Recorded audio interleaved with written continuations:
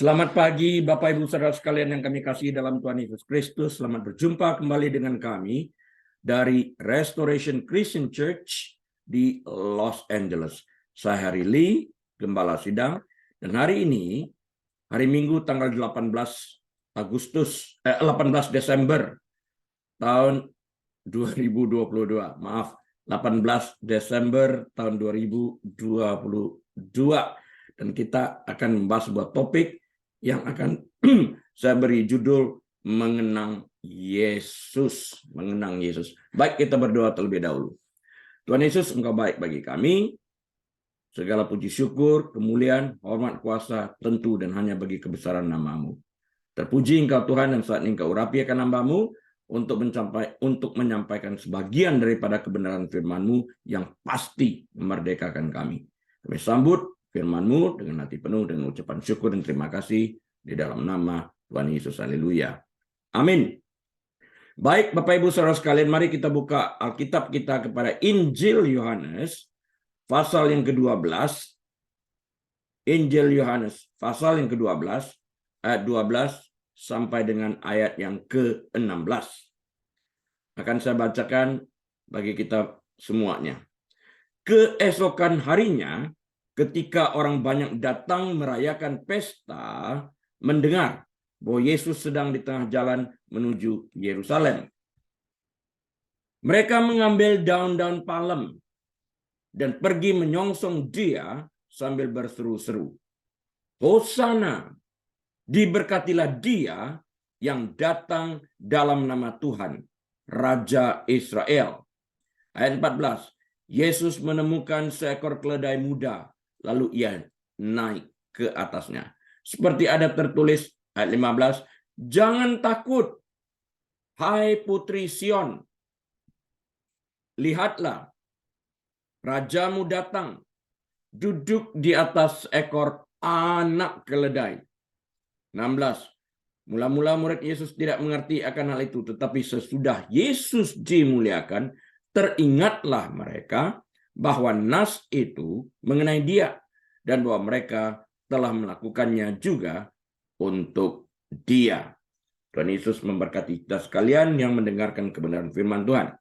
Nah, Bapak Ibu Saudara sekalian, setiap tahun pada bulan Desember, orang-orang Kristen di seluruh dunia tanpa pengecualian mengenangkan kembali tentang kedatangan Yesus Kristus ke dunia ini yang dilahirkan di Bethlehem lebih dari 2000 tahun yang lalu. Perenungan adalah kata yang tepat yang dapat kita gunakan untuk mengenangkan Yesus. Siapakah Yesus itu? Mengapa ia harus datang ke dunia ini? Apa yang dilakukannya selama berada di dunia ini? Apa yang membuat dia berbeda dari seluruh pemimpin agama yang lain yang ada di dunia ini? Nah, apakah Yesus itu sungguh Tuhan dalam wujud manusia? Masih banyak hal-hal lain lagi yang timbul dalam pikiran kita, dalam hati kita saat kita merenungkan Yesus dalam kehidupan kita masing-masing. Sudah barang tentu, perenungan tentang Yesus ini bukan hanya dilakukan 1 tahun sekali di bulan Desember saja, tetapi setiap hari dalam kehidupan kita. Kenapa? Agar kita dapat bertumbuh dalam iman kita kepadanya. Nah, saat merenungkan tentang kelahiran dan kematian Yesus bagi orang berdosa, hati saya sungguh terenyuh pada saat saya merenungkan bahwa kelompok orang yang sama yang mengatakan Hosana, diberkatilah dia yang datang dalam nama Tuhan, Raja Israel, mereka juga yang mendengungkan di hadapan Pontius Pilatus, salibkan dia. Dengan demikian, mereka secara sadar menyalibkan dia yang datang dalam nama Tuhan, Raja Israel. 1 minggu sebelumnya, Hosana, terpujilah dia yang datang dalam nama Tuhan, Raja Israel. Seminggu kemudian, salibkan dia, salibkan dia. Kok bisa seperti itu ya manusia? Perkataan Hosana Barusan kita baca Hosana, terpujilah dia yang datang dalam nama Tuhan, Raja Israel. Perkataan Hosana digunakan untuk mengungkapkan pemujaan, pujian, atau kegembiraan. Diberkatilah dia yang datang dalam nama Tuhan, Raja Israel. Ini adalah suatu pemujaan. Ini adalah suatu pujian. Ini adalah luapan kegembiraan yang keluar dari hati yang terdalam. Nah, apakah kita hari-hari ini yang telah diselamatkan secara sadar kembali menyalibkan Yesus, Tuhan, Raja, dan Juru Selamat kita ini dengan sengaja atas dasar pilihan kita secara sukarela untuk tetap hidup dalam dosa, bahkan lebih buruk lagi secara sadar melakukan dosa tanpa perasaan malu terhadap dia yang mati bagi kita. Bukankah tindakan seperti ini persis sama seperti mereka yang mengatakan Hosana, tapi pada saat yang sama juga mengatakan salibkan dia? Di manakah nilai perkataan Hosana? Nilai perkataan pemujaan atau pujian atau ungkapan kita kepada Yesus dengan mengatakan, Yesus, aku cinta engkau. Bukankah ini sebuah kemunafikan antara apa yang dikatakan dan apa yang dikerjakan, dua hal yang berbeda?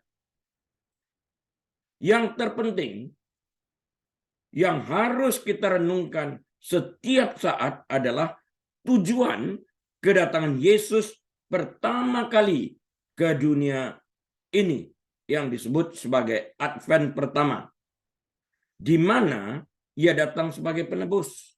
Sedangkan Advent kedua adalah kedatangan Kristus kembali sebagai hakim yang adil. Nah, Advent pertama ini kalau kita lihat hari-hari ini disusuli dengan 4 minggu Advent. Jadi Advent pertama minggu pertama, Advent pertama minggu kedua, Advent pertama minggu ketiga, Advent pertama minggu keempat. Nah, Advent pertama itu berbicara tentang kedatangan Yesus pertama kali sebagai Tuhan dan Juru Selamat kita. Advent kedua itu menyongsong kedatangan Yesus kedua kalinya. Dia sebagai hakim yang adil, sebagai raja. Dia datang dalam segala kemegahannya. Di dalam ini. Dia bukan datang lagi sebagai bayi. Dia datang sebagai hakim. Pada kali keduanya. Sudah selayaknya dalam suasana Natal ini kita mengenangkan kembali kedatangan Yesus, bahwa ia datang dan mati bagi kita. Untuk membayar upah dosa kita dengan darahnya yang kudus. Agar kita yang beriman kepadanya dibenarkan di dalam Dia, sehingga nama kita dapat tertulis dalam kitab kehidupan. Untuk dapat mengerti tujuan kedatangan Yesus ke dunia ini, mari kita terlebih dahulu merenungkan siapa Dia. Nah, siapakah Yesus Kristus itu? Berbeda dengan pertanyaan, apakah Tuhan itu ada? Pertanyaan apakah Yesus Kristus ada ditanyakan oleh relatif sedikit orang. Sedangkan pertanyaan apakah Tuhan itu ada lebih banyak ditanyakan orang. Nah, sebagian besar menerima bahwa Yesus benar-benar adalah seorang pria yang pernah hidup di Israel 2000 tahun yang lalu. Sebagian besar orang menerima ini, kenyataan ini. Bahwa pribadi yang bernama Yesus ini memang pernah hidup di Israel 2000 tahunan yang lalu. Namun, perdebatan dimulai dengan diskusi tentang identitas lengkap Yesus ini. Hampir setiap agama, maksudnya agama-agama besar, mengajarkan bahwa Yesus adalah seorang nabi. Mengajarkan bahwa Yesus ini adalah seorang guru yang baik atau orang yang saleh. Tetapi Alkitab memberitahu kita bahwa Yesus jauh lebih dari sekedar seorang nabi, lebih dari sekedar seorang guru yang baik, atau lebih dari seorang yang saleh. Dia, Yesus Kristus, adalah Allah. C.S. Lewis, seorang yang dulunya ateis yang bertobat menjadi seorang Kristen, banyak menulis buku. Salah satu buku yang saya kutipkan di sini adalah dari Merely Christian. Mere Christianity maksud saya. Mere Christianity. Dalam bukunya saya kutipkan. Jadi C.S. Lewis dalam bukunya Mere Christianity menulis sebagai berikut. Aku mencoba di sini untuk mencegah siapapun mengatakan hal yang sangat bodoh yang sering dikatakan orang tentang Yesus Kristus. Yang sering dikatakan orang adalah sebagai berikut. aku siap menerima Yesus sebagai guru moral yang hebat.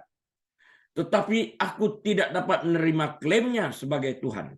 Nah, Bapak Ibu Saudara sekalian, pernyataan seperti ini sangat menyedihkan dan tidak pernah boleh terjadi karena orang yang mengatakan berada pada posisi tidak memiliki pengetahuan yang cukup, tidak memiliki pengetahuan yang lengkap tentang siapa Yesus, sehingga ia memberikan opini dalam ketidaktahuannya. Pengetahuannya berhenti pada Yesus sekedar nabi. Pengetahuannya berhenti pada Yesus sekedar seorang guru yang baik, seorang guru moral yang luar biasa kudusnya, salehnya. Pengetahuan mereka berhenti di sana, tetapi mereka tidak memiliki pengetahuan lebih lanjut bahwa Yesus itu sesungguhnya Tuhan. Sangat menyedihkan sekali. Dia turunkan derajat Yesus Kristus dalam posisi hanya seorang manusia dan bukan Tuhan. Seorang pria yang hanya manusia biasa dan mengatakan hal-hal seperti yang Yesus katakan tidak akan menjadi guru moral yang hebat. Orang tersebut akan dipandang sebagai seorang gila setingkat dengan seorang manusia yang mengatakan bahwa dia adalah penjelmaan dari batu atau sejenisnya, atau dia adalah iblis yang berasal dari neraka. Orang tidak dapat mereka mengatakan aku ini dan itu dan kemudian menganggap dia sebagai Tuhan. Di sini banyak orang yang mengaku-ngaku Tuhan kan pada akhir zaman ini. Orang menganggap dia sebagai orang gila, dia kerasukan. Kita harus membuat pilihan. Pilihan yang apa? Kita harus membuat pilihan kita berdasarkan apa yang Yesus kerjakan selama ia hidup di dunia ini, dan apa yang dia dikerjakan itu harus backup pernyataannya bahwa dia itu adalah Allah. Apakah Yesus ini sesungguhnya anak Allah? Atau dia adalah seorang lunatic, dia adalah seorang gila, atau seorang penipu? Saya percaya dia anak Allah. Dan dia Allah itu sendiri. Kita bisa memilih untuk membungkamnya karena kita beranggapan bahwa ia seorang yang bodoh. Kita juga bisa memilih untuk meludahinya dan membunuhnya sebagai iblis. Atau kita bisa memilih untuk tersungkur di depan kakinya dan memanggilnya, ya Tuhanku dan Allahku, seperti yang dilakukan Thomas. Tetapi hendaklah kita jangan merendahkan dia dengan menganggapnya hanya sebagai seorang guru manusia yang hebat, yang tidak lebih daripada manusia itu sendiri dan bukan Allah. Ini salah. Ini adalah pelecehan dan pembunuhan karakter. Yesus tidak pernah membiarkan opsi itu terbuka untuk kita. Dia tidak berniat untuk membiarkan kita meyakini bahwa ia hanyalah seorang guru manusia yang hebat, seorang nabi yang baik, atau seorang yang baik, seorang manusia yang baik, atau hanya seorang orator, atau bahkan hanya seorang saleh yang biasa-biasa saja. Tidak, Yesus lebih dari semuanya itu. Yesus adalah Allah seutuhnya. Yesus secara jelas menunjukkan identitasnya sebagai Allah. Tidak sedetik pun Yesus meninggalkan keilahiannya saat ia menjadi manusia, dan surga pun tidak kosong saat ia menjadi manusia. Yesus tidak pernah berhenti menjadi Tuhan. Meskipun dia menjadi manusia seutuhnya, tidak pernah ada titik ketika dia membatalkan kodrat ilahinya. Tidak pernah. Dapat dipelajari dalam kitab Injil Lukas pasal yang ke-6 ayat 5 dan 8. Juga benar bahwa setelah menjelma, Allah Putra tidak pernah berhenti menjadi manusia. Tidak pernah. Seperti yang ditulis Rasul Paulus. Sebab hanya ada satu Allah dan satu perantara antara Allah dan manusia, yaitu manusia Yesus Kristus. 1 Timotius 2 ayat yang ke-5. Yesus bukanlah setengah manusia dan setengah Allah. Sebaliknya, dia adalah theanthropos, artinya Tuhan manusia atau the God man. Jesus Christ is the God man. Tuhan Yesus Kristus adalah satu pribadi ilahi yang kekal, yang akan selamanya memiliki dua kodrat yang berbeda namun tidak pernah dapat dipisahkan. Satu ilahi, satu manusia, the God-man. Dua-duanya dia miliki. Jadi bagaimana Yesus mengklaim dirinya sendiri? Menurut Alkitab, siapakah dia? Nah, pertama, dia adalah Tuhan dalam daging. He is God in human flesh. Yesus berkata dalam Yohanes 10 ayat 30. Ini ayat penting. John 10 verse 30. Aku dan Bapa adalah satu. I and my Father, we are one. Dikatakannya seperti itu. Nah, sepintas hal seperti ini terlihat bukan klaim sebagai Tuhan. Namun perhatikan baik-baik. Lihat reaksi orang-orang Yahudi terhadap pernyataannya waktu ia mengatakan, aku dan Bapa adalah satu. Bagaimana reaksi mereka waktu dia mengatakan itu? Mereka mencoba melempari Yesus dengan batu. Seperti yang tertulis dalam kitab Injil Yohanes pasal yang 10 ayat yang ke-33. Akan saya bacakan bagi kita sekalian. Yohanes 10 ayat 33. Bukan karena suatu pekerjaan baik maka kami mau melempari engkau. Melainkan karena engkau menghujat Allah dan karena engkau sekalipun hanya seorang manusia menyamakan dirimu dengan Allah. Lihat, menyamakan dirimu dengan Allah.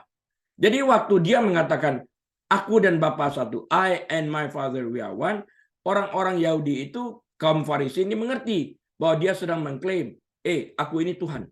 Karena itu dikatakan di sini, engkau menyamakan dirimu dengan Allah, karena itu kami mau merajammu dengan batu. Orang-orang Yahudi memahami pernyataan Yesus ini sebagai klaim bahwa ia adalah Tuhan. Dalam ayat-ayat berikut, Yesus tidak pernah mengoreksi orang-orang Yahudi untuk mencoba untuk mengklarifikasi pernyataannya. Dia tidak pernah berkata, aku tidak mengaku sebagai Tuhan karena aku adalah Tuhan. Dia tidak pernah mengaku-ngaku. He is God. Dia tidak pernah mengaku aku Tuhan. Enggak, dia enggak bilang begitu. I am God. Dia bilang seperti itu. Jelas kalimatnya. Kalau yang mengaku-ngaku banyak tuh. Antikristus juga. Orang yang mengaku Mesias sudah berapa banyak tuh berguguran. Ketika Yesus berkata aku dan Bapa adalah satu, ya dalam Yohanes 10 ayat 30 tadi, dia benar-benar mengklaim kesetaraannya dengan Allah. I and my Father, we are one. I'm God, my Father is God, the Holy Spirit is God. 3 in 1. Dalam Yohanes 8, kitab Injil Yohanes pasal ke-8 ayat yang ke-58, Yohanes 8 ayat 58, Yesus mengklaim praeksistensi, sebuah atribut Allah. Kata Yesus kepada mereka dalam Yohanes 8 ayat 58, aku berkata kepadamu, sesungguhnya sebelum Abraham jadi, aku telah ada. Walaupun Abraham itu jauh lebih tua dari dia. Dia katakan gini, sebelum Abraham jadi, aku telah ada. Yang dikatakannya, dia adalah Allah dalam kekekalan. Nah, menanggapi pernyataan ini, orang-orang Yahudi mengambil batu untuk melampaui Yesus. Persis seperti Yohanes 10 ayat 30 tadi. Tetapi Yesus menghilang dan meninggalkan bait Allah. Seperti yang tertulis dalam Yohanes 8 ayat 59, satu ayat setelah itu. Dalam mengklaim praeksistensi, pre-existence-nya dia, Yesus menerapkan nama untuk Allah pada dirinya sendiri. Aku ada, I am. Perkataan I am ini hanya dapat dipakai pada Allah. Tapi dia mengatakan I am, aku ada. Nah, bisa dipelajari dalam kitab Keluaran 3 ayat 14. Exodus chapter 3 verse 14. Nah, orang-orang Yahudi menolak identitas Yesus sebagai Tuhan yang berinkarnasi. Tetapi mereka mengerti persis apa yang dia katakan. Dia klaim aku ini Tuhan. Dia bukan mengaku-ngaku. Dia katakan I am God. Jelas. Petunjuk Alkitab lainnya bahwa Yesus adalah Allah dalam wujud daging termasuk dalam Yohanes 1 ayat 1 yang mengatakan firman itu adalah Allah. In the beginning it was the Word. The Word was with God and the Word was God. The Word became flesh and dwelt among us. John 1 verse 1 and verse 14. Yohanes 1 ayat 1 dan ayat 14 jelas di sana.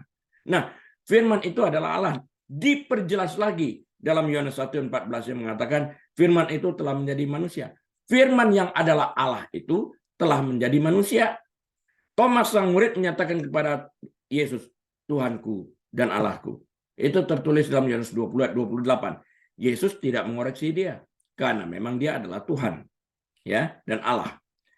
Rasul Paulus menggambarkan Yesus sebagai Allah dan juru selamat kita yang agung. Dia adalah Yesus Kristus. Perkataan Kristus artinya the anointed one atau yang diurapi Allah. Titus 2:13. Rasul Petrus mengatakan hal yang sama, menyebut Yesus Allah dan juru selamat kita. Referensinya 2 Petrus 1:1. Allah Bapa juga memberikan kesaksian tentang identitas Yesus seperti yang tertulis dalam Ibrani 1 ayat yang ke-8. Tetapi tentang anak, ia Bapa Surgawi berkata, tahtamu, ya Allah, tetap untuk seterusnya dan selamanya. Dan tongkat kerajaanmu adalah tongkat kebenaran.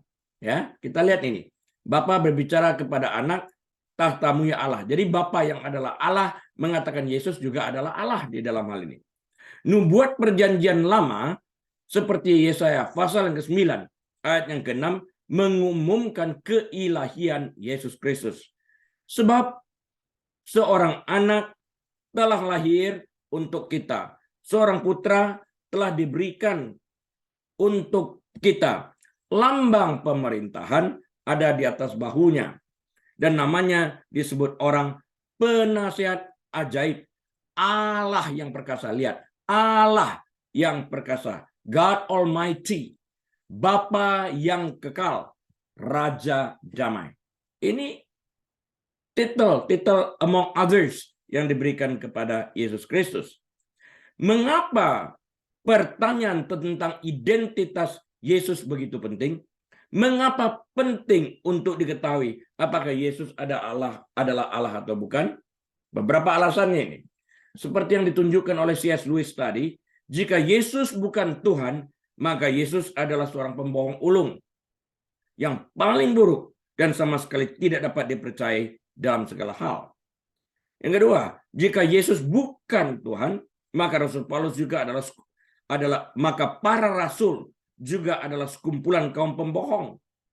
Yesus harus menjadi Allah karena Mesias dijanjikan sebagai yang Maha Kudus. Sebutan Maha Kudus hanya diberikan dan hanya dimiliki oleh Allah saja. Karena tidak ada seorang pun di bumi yang benar di hadapan Tuhan. Tuhan sendiri yang harus masuk ke dunia sebagai manusia supaya melalui kebenaran mutlak ini kita dibenarkan bukan karena kebenaran kita tapi karena kebenaran Kristus yang diperhitungkan kepada kita. Jika Yesus bukan Allah, seandainya Yesus itu bukan Allah, kematiannya tidak akan cukup untuk membayar upah dosa seluruh dunia. Bahkan ia sendiri membutuhkan pengampunan atas dosanya jika ia bukan Allah. Ya dong. Hanya Allah sendiri yang dapat memberikan pengorbanan yang tak terbatas dan berharga selamanya. Allah adalah satu-satunya juru selamat. Hosea 13:4 itu dapat dilihat juga dalam 1 Timotius 2 yang ketiga. Jika Yesus adalah juru selamat dan kita tahu dari Alkitab bahwa ia juru selamat dunia, maka dia pastilah Allah berdasarkan Hosea 13 ayat yang ke-4. Yesus menjadi Allah sekaligus manusia. Dia Allah dan dia manusia. 100% Allah, 100% manusia.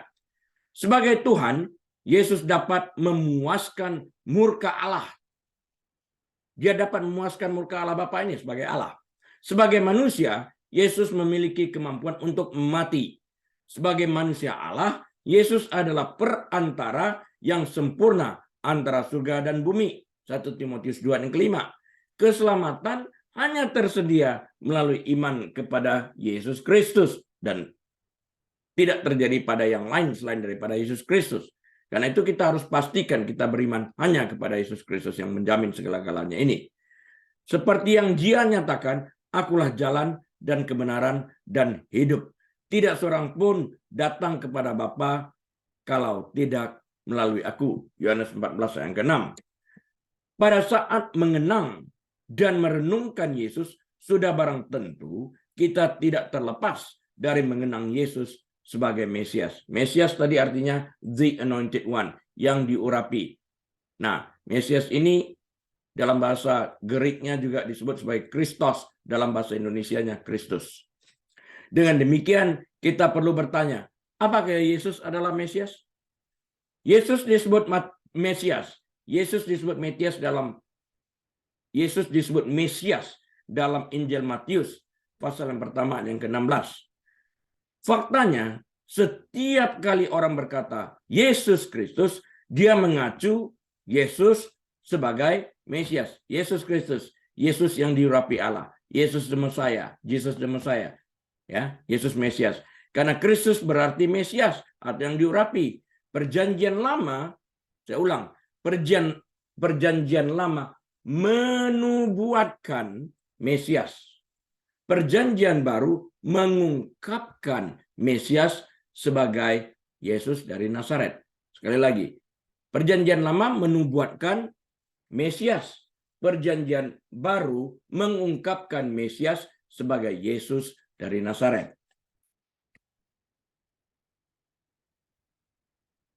Ada beberapa hal yang orang-orang Yahudi harapkan dari Mesias berdasarkan nubuatan perjanjian lama. Mesias adalah seorang Ibrani yang lahir di Bethlehem dari seorang perawan.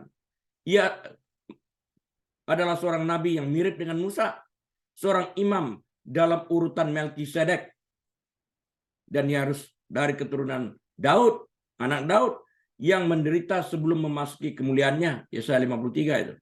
Yesus memenuhi setiap persyaratan mesianis ini yang barusan kita baca.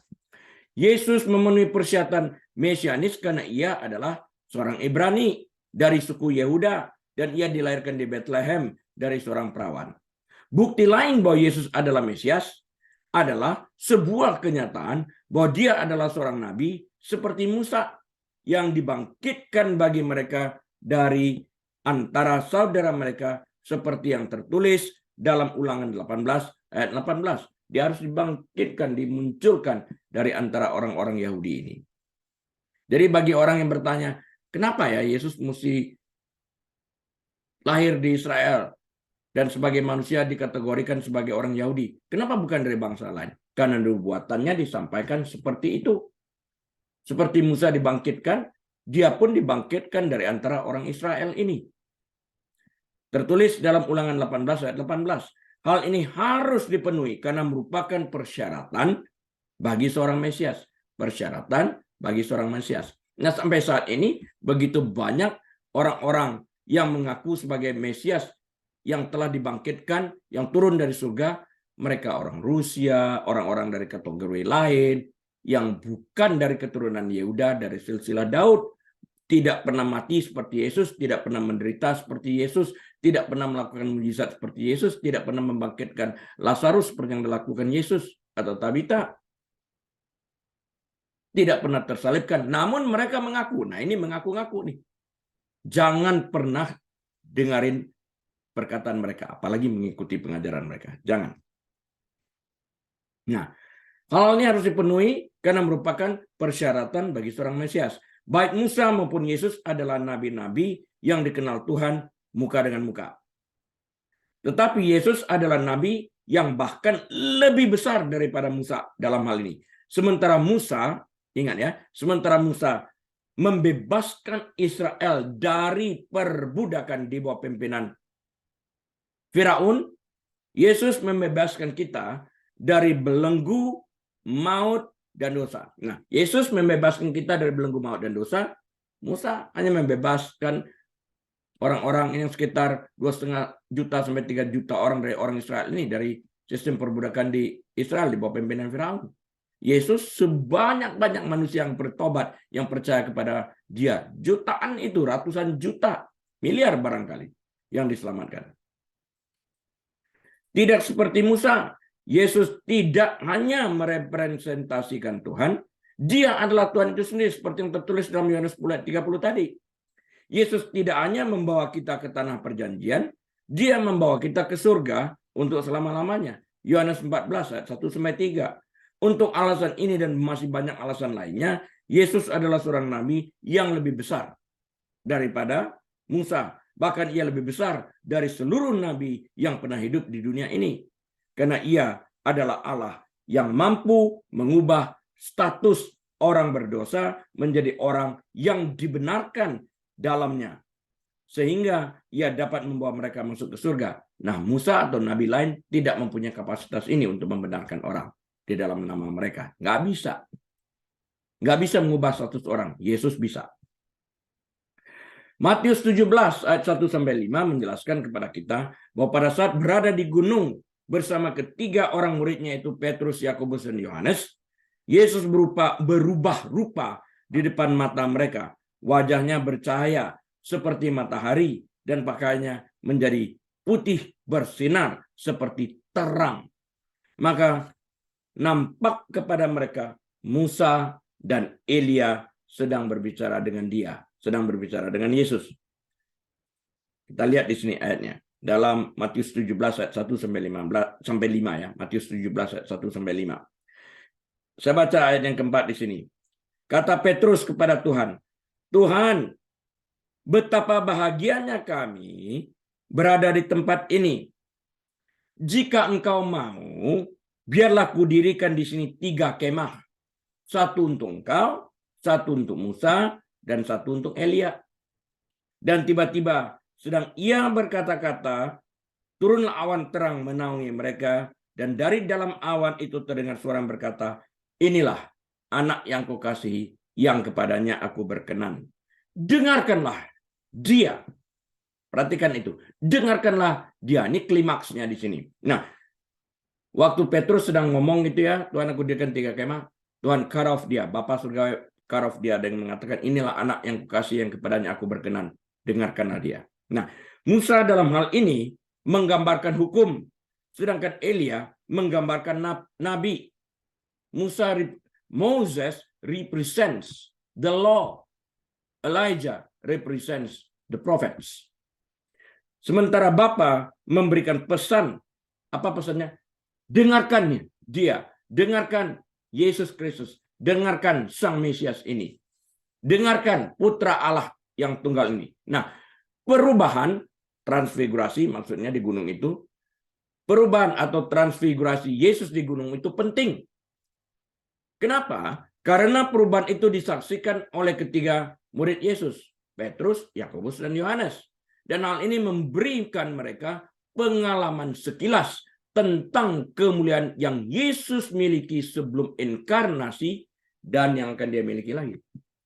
Apa yang terjadi di Gunung Transfigurasi memiliki kesamaan dengan apa yang terjadi di Gunung Sinai. Kesamaannya apa? Ingat ya, Musa waktu pergi naik ke Gunung Sinai mendapatkan 2 loh batu berisikan 10 perintah Allah itu ya. Nah, Musa pergi ke gunung, mendaki Gunung Sinai ini untuk bertemu dengan siapa? Untuk bertemu dengan Yahweh, untuk bertemu dengan Tuhan. Dan saat ia kembali, wajahnya berseri, bersinar, orang ketakutan sehingga wajahnya harus ditutupi dengan slayer, harus ditutupi dengan veil. Tapi sinarnya akan pelan-pelan pudar, menghilang. Orang ketakutan, padahal terangnya wajah Musa tidak seterang wajah Yesus yang kita baca tadi. Lebih terang daripada sinar matahari dikatakan. Tapi kenapa orang mendekat waktu Yesus turun dari gunung?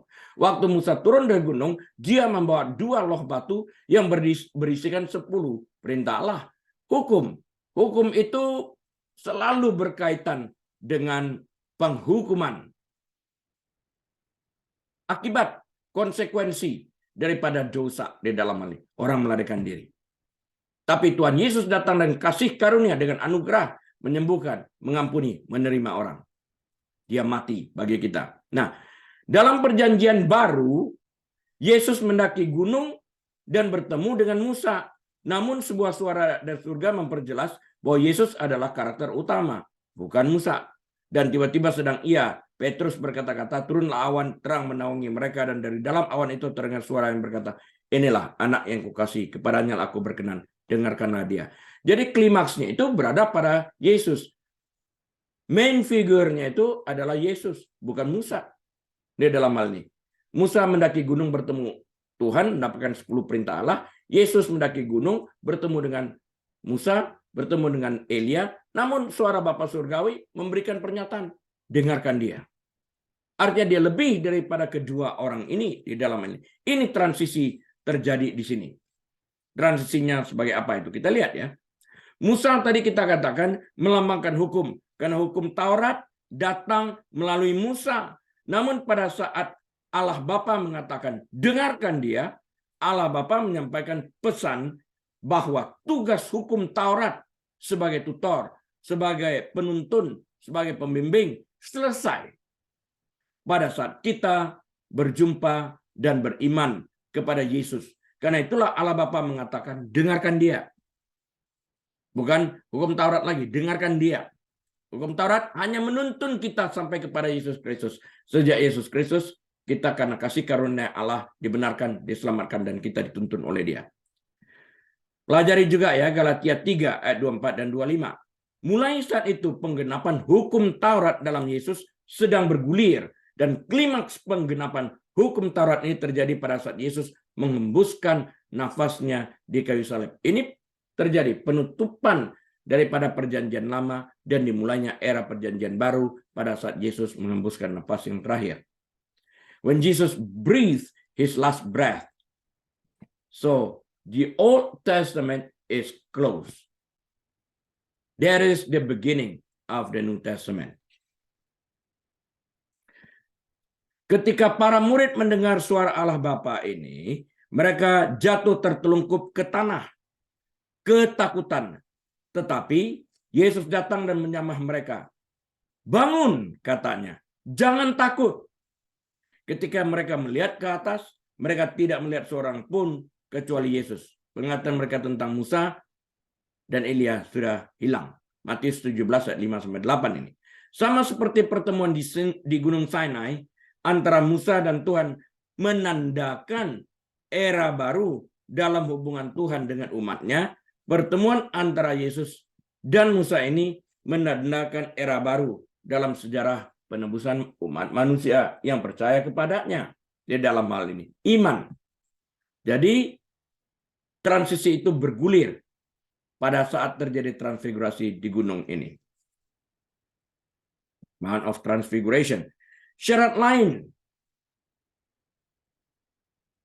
yang dituntut dari seorang Mesias adalah bahwa Mesias harus memiliki tugas imamat. Yesus bukan orang Lewi, dan hanya orang Lewi yang diizinkan menjadi imam. Jadi bagaimana Yesus bisa memenuhi syarat? Nah, Yesus adalah seorang imam dari ordo Melkisedek. Kejadian 14, Mazmur 110 ayat yang keempat, Ibrani 6 ayat 20. Melkisedek berarti raja kebenaran. Melkisedek disebut juga Raja Salem, yang berarti Raja Damai. Ibrani 7 ayat 2. Melkisedek dalam cerita itu memberkati Abraham. Dikatakan dalam Ibrani 7 ayat 7. Memang tidak dapat disangkal bahwa yang lebih rendah diberkati oleh yang lebih tinggi. Nah, Melkisedek memberkati Abraham. Artinya Melkisedek jauh lebih tinggi, lebih superior daripada Abraham. Dan Abraham memberi Melkisedek perpuluhan. Jadi sebagai imam dalam ordo Melkisedek, dari garis Melkisedek ini imamatnya, Yesus lebih besar daripada Abraham. Pelajari juga Yohanes 8 ayat 58 yang berkata, aku berkata kepadamu, sesungguhnya sebelum Abraham jadi, aku telah ada. Ya. Dan imamat Lewi, ya, di dalam hal ini. Dia adalah imam surgawi yang mempersembahkan korban yang menghapus dosa secara permanen.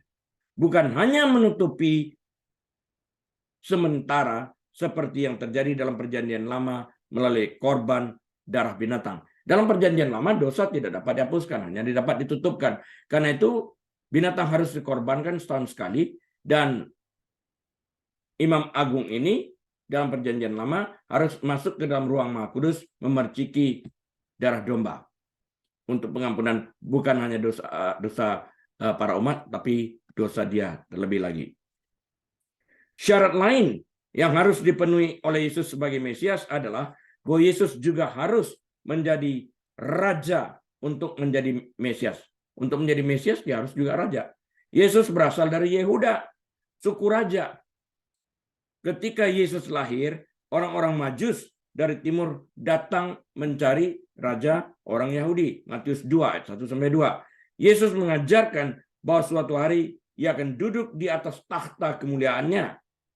Banyak orang di Israel melihat Yesus sebagai raja mereka yang telah lama ditunggu-tunggu dan mengharapkan dia untuk segera menetapkan pemerintahannya. Lukas 19 ayat 11. Meskipun kerajaan Yesus bukan berasal dari dunia ini, seperti yang tertulis dalam Yohanes 18 ayat 36. Di akhir hidup Yesus, selama persidangannya di hadapan Pontius Pilatus, Yesus tidak pernah membela dirinya kecuali menjawab dengan tegas ketika Pilatus bertanya, apakah dia adalah raja orang Yahudi? Markus 15 ayat yang kedua. Hal lain yang terlihat jelas dari deskripsi perjanjian lama tentang Mesias adalah bahwa Mesias adalah hamba yang menderita seperti yang tertulis dalam Yesaya 53. Dan deskripsi ini cocok dengan Yesus. Di kayu salib, Yesus dihina dan dihindari. Ia direndahkan, tertulis dalam Yesaya 53 ayat yang ketiga. Dia ditikam, Yesaya 53 ayat yang kelima. Dan ditindas serta diremukkan, Yesaya 53 ayat 7. Dia mati di antara pencuri, namun dikuburkan di makam orang kaya, milik Yusuf Arimatea. Sekalipun dikuburkan, namun kubur tidak dapat menahannya. Setelah penderitaannya dan kematiannya, Yesus sang Mesias dibangkitkan. Yesaya 53 ayat 11. 1 Korintus 15 ayat keempat. Dan ia dimuliakan seperti yang dinyatakan dalam Yesaya 53 ayat yang ke-12. Yesaya 53 adalah salah satu nubuat paling jelas yang mengidentifikasikan Yesus sebagai Mesias. Itu adalah bagian yang sedang dibaca Sida-Sida Ethiopia ketika Filipus bertemu dengannya dan menjelaskan kepadanya tentang Yesus. Tertulis dalam Kisah Para Rasul 8 ayat 26-35. Hal lain yang dapat menunjukkan kepada kita sekalian bahwa Yesus adalah Mesias adalah bahwa setiap hari raya yang ditetapkan Tuhan dalam perjanjian lama berhubungan dengan Yesus dan digenapi oleh Yesus. Ketika Yesus datang pertama kali, dia adalah anak domba Paskah kita. Yohanes 1 ayat 29. Roti tidak beragi bagi kita. Yohanes 6 ayat 35. Dan dia adalah buah sulung kita. 1 Korintus 15 ayat 20. Pencurahan Roh Kristus terjadi pada hari Pentakosta. Kisah Para Rasul 2 ayat 1-4. Ketika Yesus sang Mesias kembali, kita akan mendengarkan teriakan penghulu malaikat dan sangkakala Allah berbunyi. Bukan kebetulan bahwa hari festival musim gugur pertama adalah Yom Teruah, hari raya trompet. Pada saat Yesus kembali, dia akan mengklaim pada saat Yesus kembali, dia akan menghakimi bumi ini. Ia adalah pemenuhan festival musim gugur berikutnya, Yom Kippur, hari penebusan. Kemudian Yesus akan mendirikan kerajaan 1000 tahunnya dan memerintah dari takhta Daud selama 1000 tahun. Yang akan melengkapi festival musim gugur terakhir, Sukkot atau pesta pondok daun, ketika Tuhan tinggal bersama dia. Bersama kita maksudnya, ketika Tuhan tinggal bersama kita. Bagi kita yang percaya kepada Yesus sebagai Tuhan dan Juru Selamat kita, bukti bahwa dia adalah Mesias Yahudi tampaknya sesuatu yang luar biasa.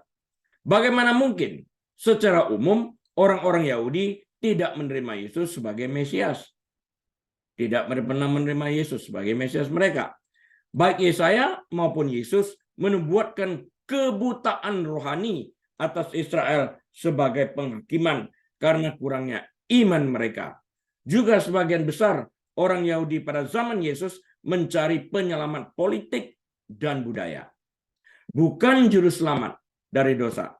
Mereka ingin Yesus melepaskan kuk Roma dan menetapkan Sion. Sion berarti Yerusalem sebagai ibu kota dunia.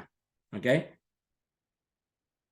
Sekali lagi, mereka ingin Yesus melepaskan kuk Roma dan menetapkan Sion, Yerusalem sebagai ibu kota dunia. Bisa dibaca dalam Kisah Para Rasul 1 ayat 6. Mereka tidak dapat melihat bagaimana Yesus yang lemah lembut dan rendah hati dapat melakukan itu. Dia bahkan naik keledai kok, anak keledai. Bukan sebagai raja-raja yang lain naik kuda merah yang kekar. Bukan. Dia lemah lembut banget, seorang penasihat ajaib. Ya.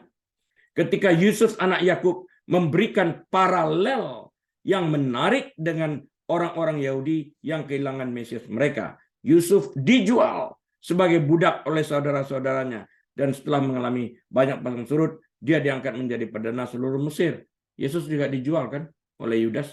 Ketika kelaparan melanda Mesir dan Israel, saudara-saudara Yusuf pergi ke Mesir untuk mendapatkan makanan. Mesir itu lambang daripada dunia. Dan mereka bertemu dengan Yusuf, tetapi mereka tidak mengenalinya. Dunia tidak mengenali Yusuf. Saudara-saudaranya tidak mengenali Yusuf. Yusuf saudara mereka sendiri. Berdiri tepat di hadapan mereka. Namun mereka tidak menyadarinya. Mereka tidak mengenali Yusuf karena alasan yang sangat sederhana. Dia tidak terlihat seperti yang mereka harapkan. Jadi dalam pikiran mereka sudah ada gambarannya. Seperti apa Yusuf itu harusnya. Yusuf berpakaian seperti orang Mesir. Dia berbicara sebagai orang Mesir. Dia hidup sebagai orang Mesir. Kemungkinan bahwa dia mungkin saudara mereka yang telah lama hilang tidak pernah terlintas di benak mereka. Bagaimanapun, Yusuf adalah seorang gembala Ibrani, bukan bangsawan Mesir yang mereka gagal untuk melihatnya. Dengan cara yang sama, kebanyakan orang Yahudi pernah mengaku Yesus sebagai Mesias. Sekali lagi, dengan cara yang sama, kebanyakan orang Yahudi tidak pernah mengaku Yesus sebagai Mesias mereka. Saya ulang, dengan cara yang sama, kebanyakan orang Yahudi tidak pernah mengaku Yesus sebagai Mesias mereka, baik dahulu maupun hari ini. Mereka mencari raja duniawi, bukan penguasa kerajaan spiritual. Banyak rabi menafsirkan hamba yang menderita yang tertulis dalam Yesaya 53 sebagai orang-orang Yahudi yang telah menderita di tangan dunia. Tapi bukan itu. Kebutaan mereka begitu besar sehingga tidak ada satu mujizat pun yang dapat membuat perbedaan dalam kehidupan mereka. Sehingga mereka dapat melihat bahwa Mesias yang mereka tunggu-tunggu sebenarnya telah hadir di tengah-tengah mereka. Matius 11 ayat 20. Yesus datang kepada umat yang diciptakannya, kepada manusia yang diciptakannya. Tapi manusia yang miliknya, umat miliknya itu menolak dia. Tidak mengenali dia sebagai sang terang tersebut. Dalam kesimpulan saya pada akhir ini, summary saya seperti ini.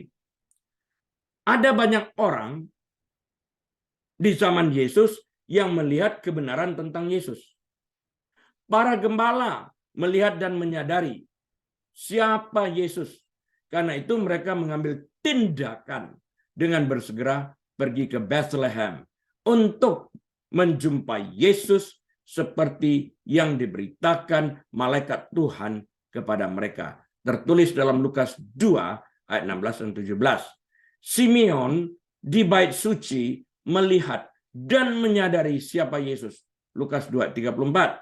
Hana melihat dan berbicara tentang anak itu kepada semua orang yang menantikan penebusan Yerusalem. Lukas 2:38. Petrus dan murid-murid lainnya juga melihat bahwa Yesus adalah Mesias. Matius 16 ayat 16. Semoga lebih banyak lagi yang melihat bahwa Yesus adalah Mesias. Dia yang menggenapi hukum Taurat dan para nabi. Matius 5:17. Ekspansi pewartaan firman Tuhan harus mendunia agar setiap telinga dapat mendengar kebenaran bahwa Yesus adalah Tuhan, karena Tuhan tidak menginginkan seorang pun binasa. Amin. Mari kita berdoa. Terima kasih Tuhan, kami telah belajar sebagian daripada kebenaran firman-Mu. Kami mengenangkan dan merenungkan arti daripada kedatangan Engkau 2000 tahun yang lalu sebagai seorang Mesias. Engkau menebus dosa-dosa orang yang percaya kepadamu, dan di dalam Engkau mereka dibenarkan sehingga mereka diselamatkan. Jemaat yang dikasihi Tuhan, mari kita buka pintu hati kita dan angkat kedua tangan kita, terimalah berkat Tuhan. Kiranya Bapa Surgawi menyinari wajahnya atas setiap daripada kita. Bapa Surgawi membimbing kita ke arah yang tenang, menyegarkan jiwa kita, menuntun kita di jalan yang benar oleh karena namanya, membaringkan kita di padang berumput hijau, bahkan menyediakan hidangan bagi kita di hadapan lawan kita, sehingga dan mengurapi kepala kita dengan minyak sehingga piala kita penuh melimpah. Dan kiranya Engkau menjadi kepala bukan ekor, naik terus dan tidak pernah turun. Diberkatilah Engkau saat Engkau masuk, diberkatilah Engkau saat Engkau keluar, diberkati bakulmu, diberkati tempat adonanmu, diberkati kandunganmu, diberkati kandunganmu, diberkati kesehatanmu, diberkati rumah tanggamu, diberkati pelayananmu, diberkati pekerjaanmu. Apa saja yang Engkau kerjakan, Tuhan Yesus membuat Engkau berhasil. Kiranya hikmat marifat daripada Bapa Surgawi, damai sejahtera dari Tuhan Yesus Kristus dalam persekutuan yang manis dan erat bersama dengan Tuhan Allah Roh Kudus menyertai kita sepanjang segala masa. Dalam nama Tuhan Yesus, kita semua menerima berkat berkata, amin. Tuhan Yesus memberkati. Baik Bapak Ibu Saudara sekalian, sampai berjumpa kembali minggu depan atas izin Tuhan. Tetap jalankan protokol kesehatan. Tuhan Yesus memberkati. Shalom.